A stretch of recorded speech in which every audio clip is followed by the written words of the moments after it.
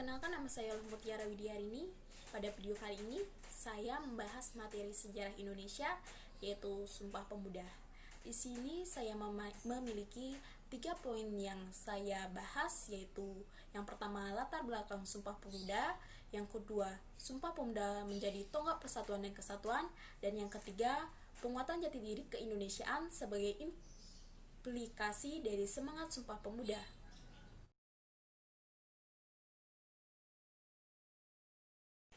Tahukah kamu bagaimana latar belakang Sumpah Pemuda?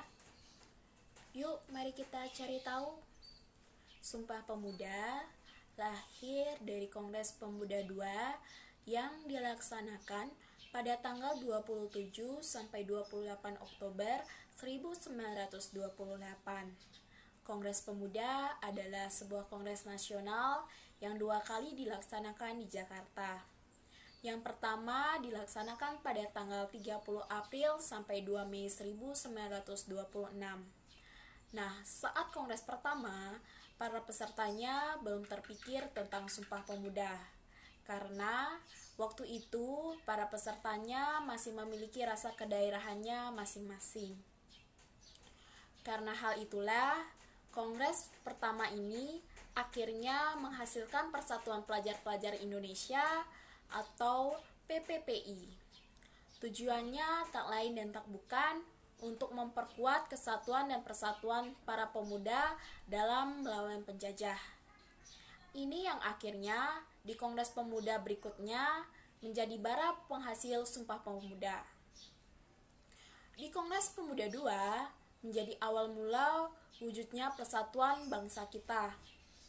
Walaupun masing-masing berasal dari latar belakang budaya yang berbeda, para pemuda di kongres ini semua memiliki cita-cita yang sama untuk mempersatukan bangsa Indonesia.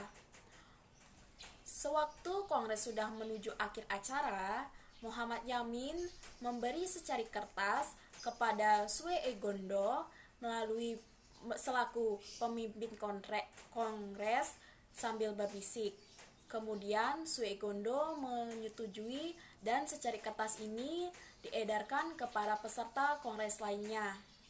Karena mendapatkan respon yang positif, Yamin menjelaskan secara detail apa maksud dari hal yang dia tulis di secari kertas tersebut.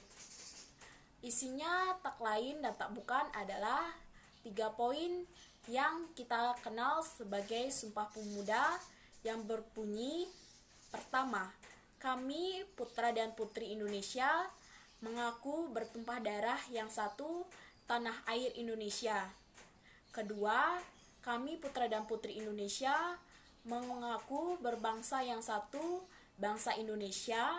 Dan yang ketiga, kami putra dan putri Indonesia mengaku berbahasa yang satu, bahasa Indonesia.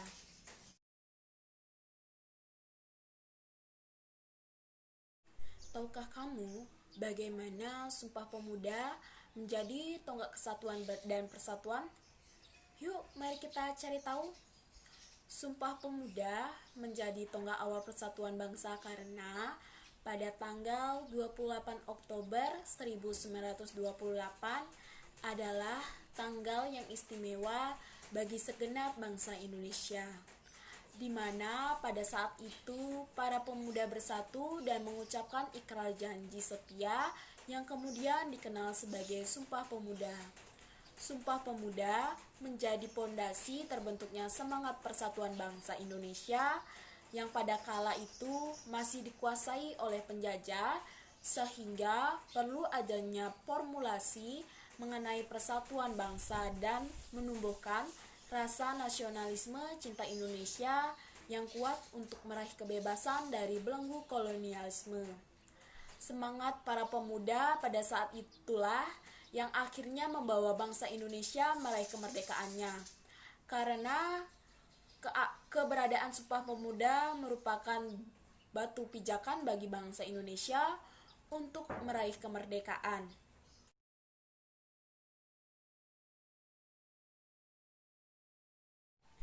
Tahukah kamu mengenai penguatan jati diri keindonesiaan sebagai implikasi dari semangat Sumpah Pemuda? Yuk, mari kita cari tahu. Nah, jadi penguatan jati diri keindonesiaan sebagai implikasi dari semangat Sumpah Pemuda adalah bahwa Sumpah Pemuda mampu mempersatukan seluruh rakyat Indonesia yang beraneka ragam, baik dari segi budaya, bahasa, daerah, suku, kehidupan sosial, serta cara berpikir. Di mana sebelum adanya deklarasi Sumpah Pemuda, perjuangan bangsa Indonesia pada zaman dahulu dilakukan hanya bersifat kedaerahan atau terpisah. Nah, dengan adanya Sumpah Pemuda, maka perjuangan Indonesia, terutama pada zaman yang terus berkembang ini, jati diri bangsa Indonesia sebagai satu kesatuan tidak akan mudah dipengaruhi oleh pengaruh dunia luar yang sifatnya merusak bangsa Indonesia sebagai satu kesatuan.